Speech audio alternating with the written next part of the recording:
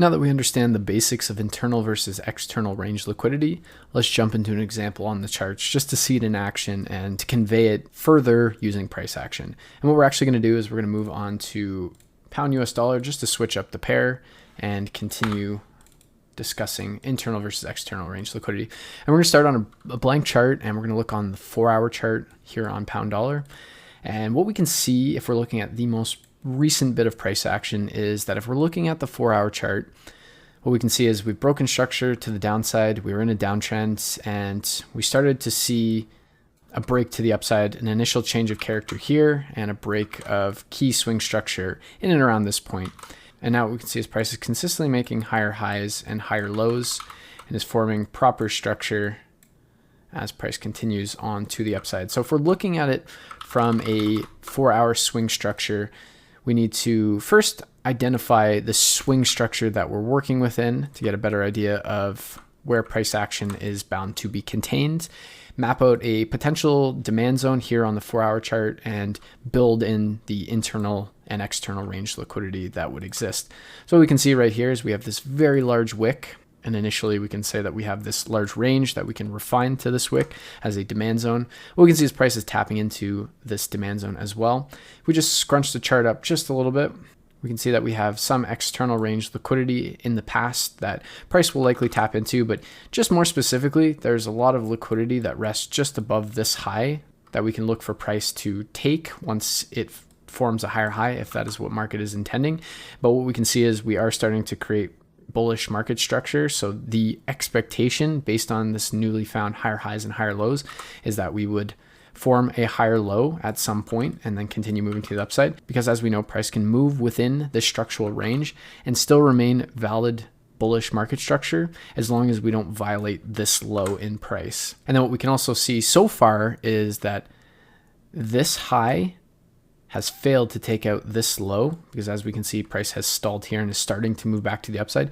Therefore, based on that assumption, this would be a targeted high and this would be a protected low. So now that we have all of that information, we're going to really look into this leg of price action and then study this bit of price action on the 15-minute chart. So I'll just move the chart back just a little bit. And one thing I'll do is I'll just go back to the 4-hour chart and add visibility so we can see this on the lower time frames. Perfect. So now we'll jump back into the 15-minute chart. As we can see, we have our 4-hour swing structure, which is from this swing low to this swing high. And as we can see, if we just look at the 4-hour market structure, we can see that we create a high, we create a high, we create a high, create a high just right there. And then we start to switch from bullish to bearish market structure. So on the 15-minute chart, we can definitely say that we are in a bear trend starting at this point. And what we can derive this as, if we just draw a circle on there, that this is more of a 15-minute variance from the 4-hour, because as we can see, even if we look at this bit of market structure, this high here and this move here is, although we've broken above this high, we haven't closed above it. So in this case, what we can actually say is that we had a small pullback. We've taken some external range liquidity, and now we're starting to form an even bigger pullback, which gives us a little bit more indication that price is willing to move to the upside based on all of these factors. But as a result, this also sets up our 15-minute change of character from bullish to bearish. And then we can see that price is now caught within this structural range. So we'll go back down to the 15-minute chart. And as we can see, if we just look into this little bit of market structure really quickly, is we have internal range liquidity, some equal lows here, lows here, lows here. And what we can see, if we just dig into this a little bit more, if we're looking at 15-minute market structure, we're seeing higher highs and higher lows forming. And we're under the understanding that if price is to continue, we need to create higher lows. And we know that we need a catalyst to create a higher low in the form of a sweep of liquidity or a demand zone or the combination of two. And in this case, what we can see is we have a lot of liquidity, internal range liquidity being created. We sweep or take all of that liquidity, we tap into a demand zone, and then we continue moving to the upside, breaking the previous high. So what we can see is all of that liquidity is and has been taken. But what we can see when we just look a little bit further down, we can see that we still have some liquidity here in the form of swing lows. We have liquidity resting here. We also have a sweep of liquidity here. So if we're looking at this spot right here, we could derive that as a pretty solid demand zone. So we'll draw that on. And what we can see initially, and this is why we get a reaction, and again, this comes back to, we see reactions to supply and demand zones, but the most important thing for us as traders is, do we get a follow through of that reaction? And what we can see is we have a valid demand zone. We sweep liquidity here, continue moving on, creating higher highs and higher lows. Yes, we've switched from bullish to bearish. We have seen our change of character. And what we can see is that price initially reacts. We can see this on the wicks. So on a 1 minute time frame, for example, we would start to see a reaction. But then what we can see very quickly is that price does not respect this area, takes the liquidity that rests below. And what we can gauge from all of that is this is all internal range liquidity. If I just draw something like this, you can see that this is just a giant liquidity void. So we had a small liquidity void here that was filled as we continued moving higher, but we knew that there was still internal range liquidity resting below it.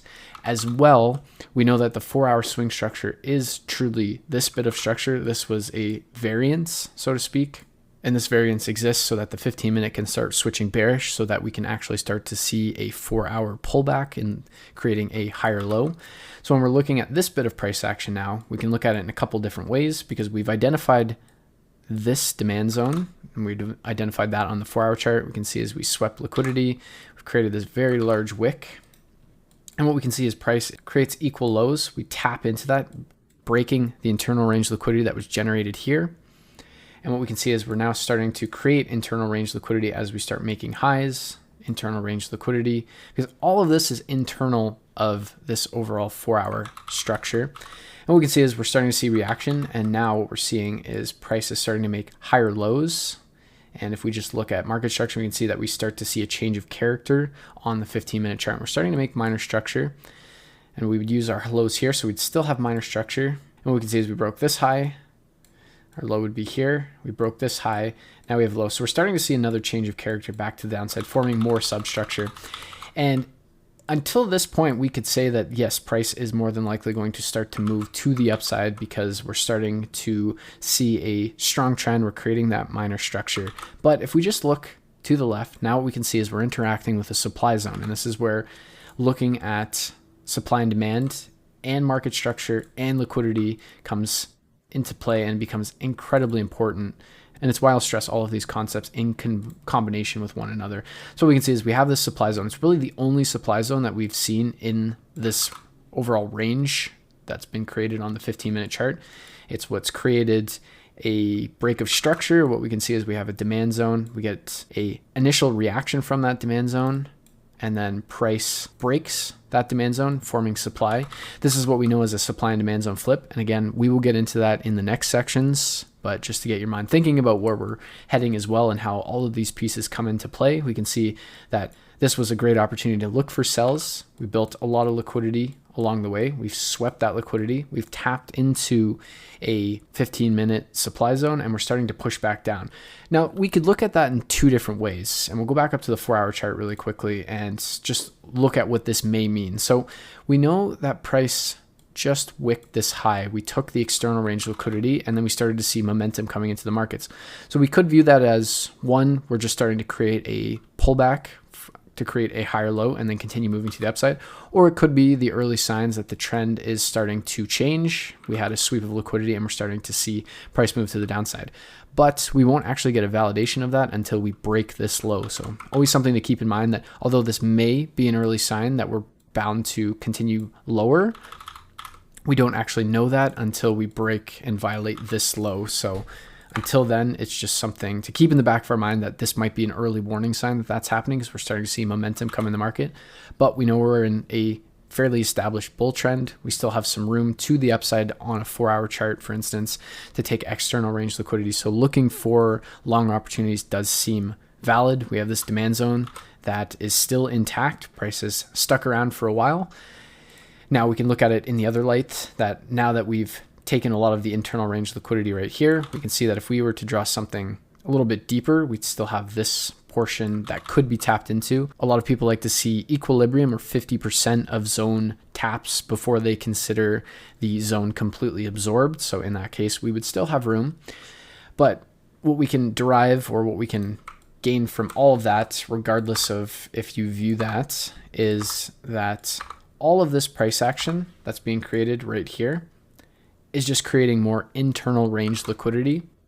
And what we could see is a much larger sweep or run on all of this sell side liquidity before we see the true move to the upside that would break this structural swing high, which would be our external range liquidity, and would see price moving. And this is why it's important to understand these concepts so that you can make the most informed trading decisions. Because if you were looking at this bit of price action, it does look like we're going to go off to the moon. Everything is lining up in our favor.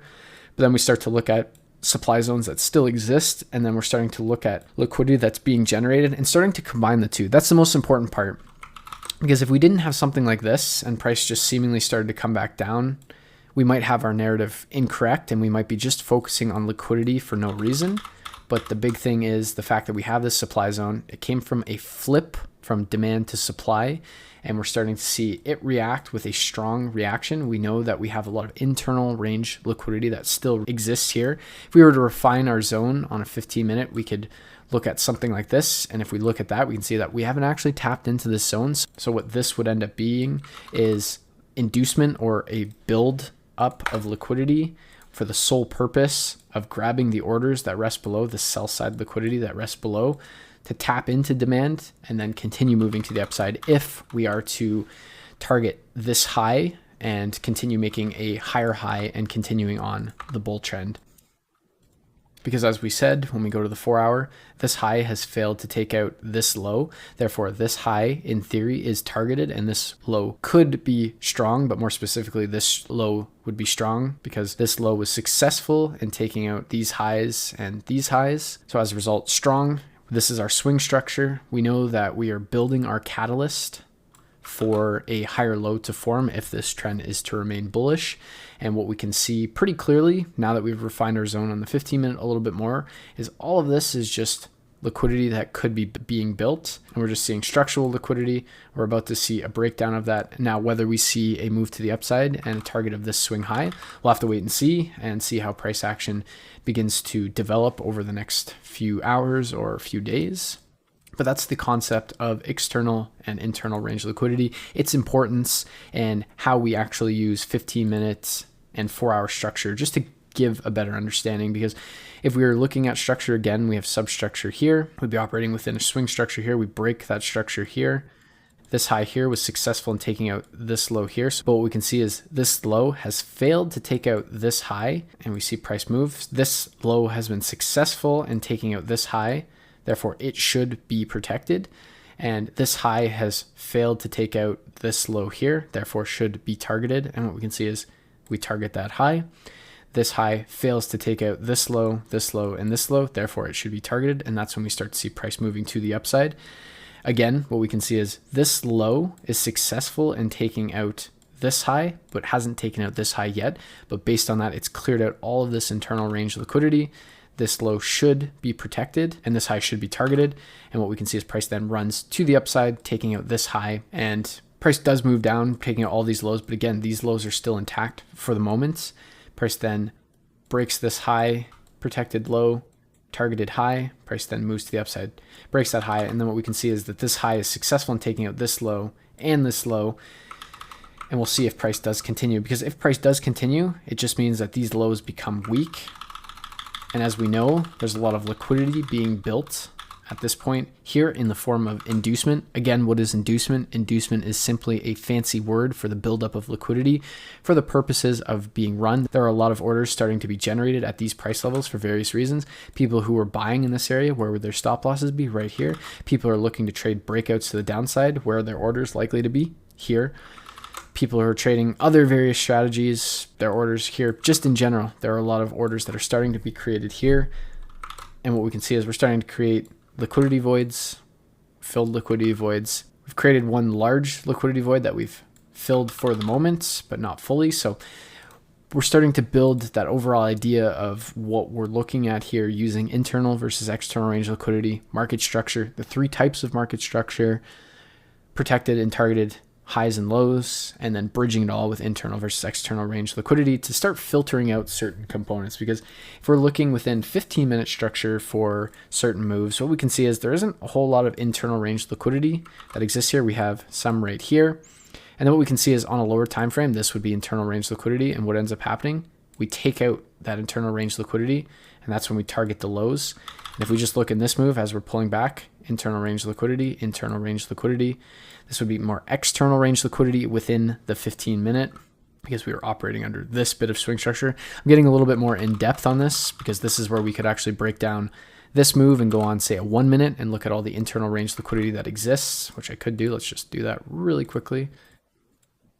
So if we move in here, what we can see is that we have internal range liquidity, internal range liquidity, internal range liquidity, internal range liquidity, a lot of equal highs right there. Structural liquidity, which is internal liquidity. And then if we just move the chart, scrunch it up a little bit, and what we can see is we start to target all of it. We haven't quite taken all of it. As we can see, this area has yet to be taken. If I just put my cursor right here and follow the line to the left, and then what do we see? Price then comes up, takes that internal range liquidity. It has now taken enough orders that rest within these structures, these order groups, or this internal range liquidity before it continues to move to the downside. And then if I just hit price forward again, what we can see now, if we're looking on the downside, we're looking for internal range liquidity.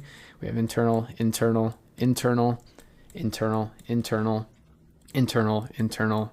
We're starting to see structural liquidity. So if we just keep playing price forward, there's no surprise why price is starting to move down in the way that it's moving. We're starting to take out pools. And what we can see is we get a reaction after we take out pools of liquidity or structural liquidity. See, reaction, reaction. We've just taken this out, reaction. We start to see price moving to the upside. It's no coincidence that this is happening. Nothing in these markets is random if you can start to understand all of these concepts together. And we can continue that on and on and on. But as you can see, price then creates a lot of internal liquidity as price then continues moving to the upside. We're all within this overall range. Again, we were looking at the 15-minute range of price here like this. And then as we broke down, we would be looking at this bit of internal range liquidity as price continues to move up. We take internal range liquidity, but what we end up doing instead is taking external range liquidity, because then we're starting to integrate the concept of the three types of market structure and protected and targeted highs and lows, because we know that once we break these highs, we've now switched from substructure to minor structure. And not only that, we discussed all of this on how these lows were failing to take out highs, but then these highs were failing to take out lows, and price was starting to move up. We then eventually took out the external range liquidity on the 15-minute chart. But again, we're building the idea on the 4-hour chart. We're building the idea using 4-hour swing structure, 15-minute structural liquidity, which we can use on the 1 minute. But what we can do as a framework in understanding this on another level is using 4-hour swing structure, looking at 15-minute internal range liquidity to understand where the 4-hour is likely to target. Then we can take that a step further to understand the 15-minute ranges. We can go down to the 1 minute and look at 1 minute internal range liquidities, especially when price action gets to this type of price action. This is where the 1 minute can be powerful in understanding our three different types of market structure, identifying the protected and targeted highs and lows, and then bridging that with internal versus external range liquidity in the 15-minute swing points. And that's the fractal nature of the markets. That's the best way to conceptualize all of these concepts and use a rule-based or systematic approach in building from the top down and the bottom up in that approach. Because again, initially we were building our idea off of 4-hour swing structure, and then as price started to create 15-minute structure, we could then use the 1 minute to understand what's happening here, what's likely to get targeted, just to understand everything that's going on within this range. So one more thing we'll do is just look at a completely different example. Is we're going to look at this bit of price action. So we can see that price has broken this high here. This was the change of character that we've seen on the 4-hour chart from bearish to bullish. We have a very large liquidity void that was created in the market, and that's ultimately what's been filled. And we've seen the formation of the bull trend and the continuation of that, which is what we're looking at right here.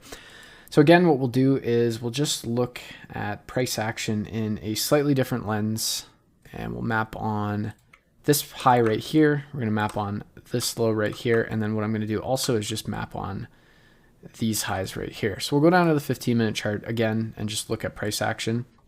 So what we can see is initially when we're looking at this bit of structure, we're bearish. We have no inclination that price is going to run this high just yet.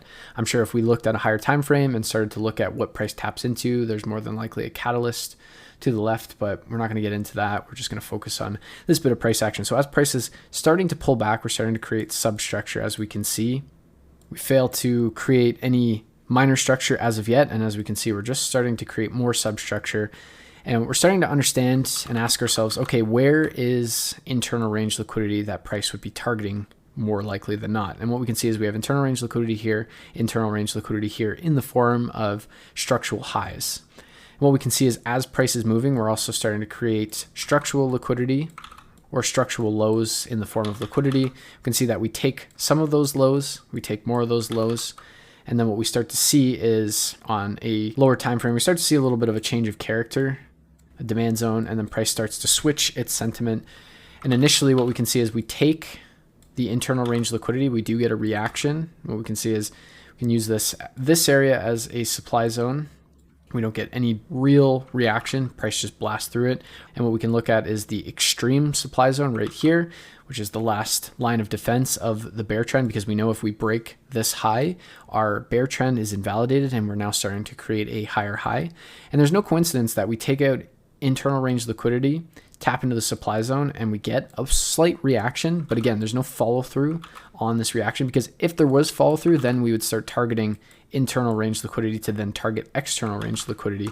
But in this result, what we do is we created internal range liquidity. Price then takes that, we start to move into external range liquidity, and we're starting to create a range in price. And what we can see is as we've come up, we've created internal range liquidity. We've created a demand zone, which would be our catalyst for a higher low in the 15-minute chart. We can see price taps in and we start to create internal range liquidity because we're still operating between basically this swing structure in price. We do have potential internal range liquidity down here as well, and potentially within here on the 1 minute. And this is where we need to understand our catalyst in terms of why a higher low would be forming, whether it's a demand zone, a sweep of liquidity, or the combination of both. In this case, what we can see is we get a sweep of liquidity and a tap into a demand zone, and that's what causes price to continue upside. We look at it in a different lens. We say that this high has failed to take out this low, this low, this low. Therefore, it should be targeted. This low should be protected, and we should see price run to the upside. And we do see that, and price does continue moving to the upside. And what we can see is now we start looking at external range liquidity, because all of this is external to the range that we're working within. And what we can see is the next logical step would be here, here, and we can see again, we take out this external range liquidity, we get a reaction. And what we can see is we have a demand zone right here. We know that we need a catalyst to form some sort of higher low. And again, that's in the form of liquidity being swept, a demand zone, or the combination of two. And as we can see, is we get a tap into a demand zone. Price then creates a new high. We look to the left, where is external range liquidity. We have a little bit here in the form of structural highs. We have equal highs right here. We have more structural range liquidity. As we can see, we take that liquidity. We get a reaction, no follow through. We take these equal highs here as well. We get a reaction. Price continues moving to the upside. Where does price move up to? Move up to more external range liquidity. We just maintain this bit and we start to see our pullback. And then what we can see is we have a demand zone right here that price doesn't really look like it taps into. We can use the inside bar. Basically, the demand zone would be within this range, as we have this really large wick. We have this bit of price action. So either option is valid, but as we can see more specifically, even just for the qualification of a higher low, we sweep liquidity and then we tap in. We have some external range liquidity, and then that's where we can start to look to the upside. And what we can see for the moment is that price is maintaining external range liquidity. We started to create this. So if we go back to the 4-hour chart, now what we can see is on the 4-hour chart, we're starting to create an actual pullback, and this is why this area of external range liquidity was maintained. So we'll just go back down to the 15-minute chart again, and we start to look at, okay, now that we're seeing the 4-hour pulling back, we're seeing the respect of this internal range liquidity. We're seeing that price is moving to the upside, but we know that the higher time frame needs to have a deeper pullback. We're going to look for internal range liquidity once again to get tapped into. So what we can see is initially we had this as our demand zone. We didn't actually break the high. And what we can see is this was used as inducement, or again, a fancy word for the buildup of liquidity to get run. we can see that we have a liquidity void that gets filled. Again, I pointed out this demand zone, this wick, and what do we tap into? We tap into that and we start to run off. We're targeting internal range liquidity. This is all internal range liquidity here as well that's been tapped into. We build more internal range liquidity. We consolidate here. As we can see, we have a pivot demand zone as well as a potential extra entry before price then moves to the upside. We target the external range liquidity. Again, we start to create equal highs. We run those highs. We can see that we are now starting to take more external range liquidity. We form more external range liquidity that we're starting to target. But again, what ends up happening right here, we start creating equal highs. We need to start targeting internal range liquidity. We have this swing low here. What do we have right here? A demand zone. It's starting to get a little messy, but what we can see is we sweep liquidity. We sweep liquidity. We've tapped into a demand zone. We have the qualifications we need for a higher low.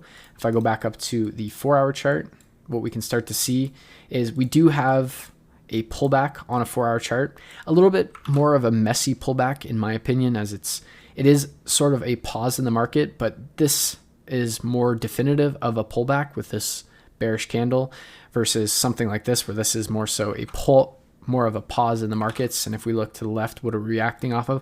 We're reacting off of supply, and as a result we do get that reaction, no follow through.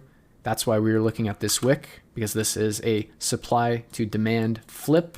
Again, we're going to talk about supply and demand zone flips in a future video, but just again to get your mind thinking.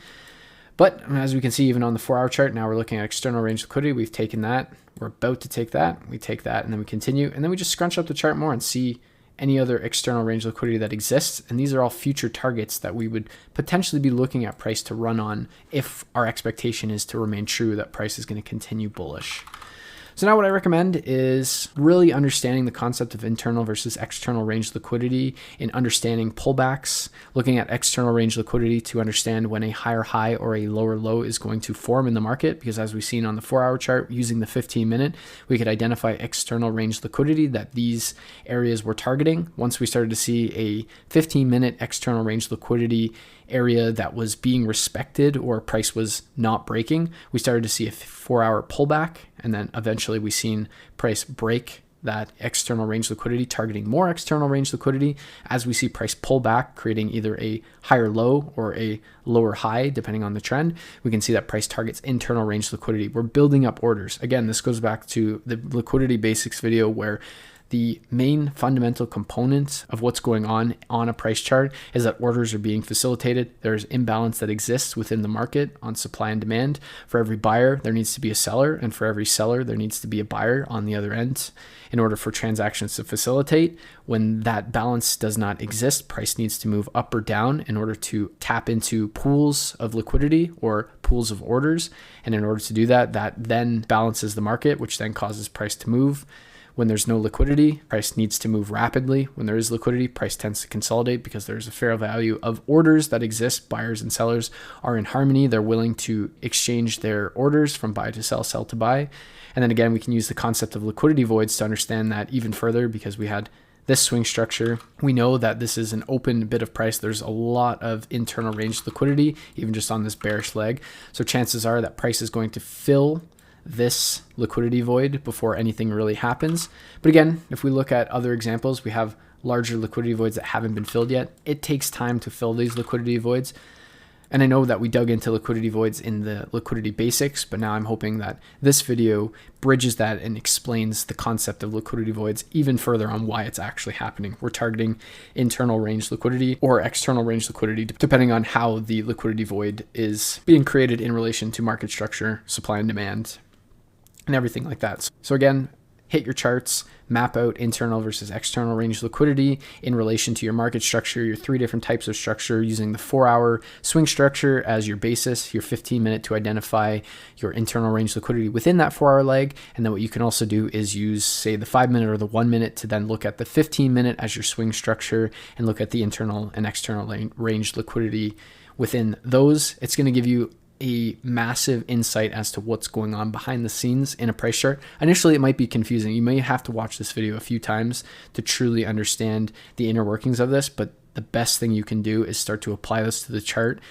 get really familiar with this, how it relates to market structure and supply and demand, and it's going to give you an inside edge in terms of understanding order flow and where price is likely to be drawn to on a price chart.